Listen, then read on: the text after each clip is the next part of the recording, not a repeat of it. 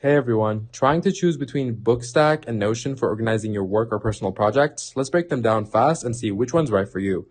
First up, we have Bookstack. It's a free open source platform designed for creating structured knowledge bases. Think of it as a digital library with a book chapter page hierarchy.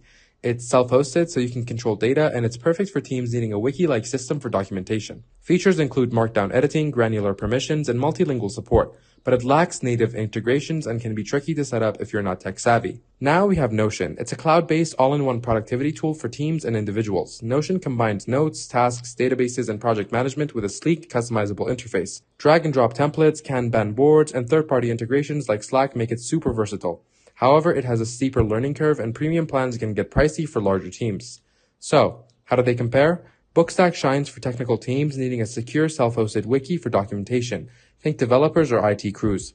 It's free, but it's limited in flexibility, and Notion is better for dynamic teams or individuals who want a customizable hub for projects, notes, and workflows, especially if you love integrations. But its downside, its cost and complexity. So, what's the verdict? Pick Bookstack for simple self-hosted documentation and choose Notion for versatile all-in-one productivity. Let us know your favorite below and subscribe for more tech tips.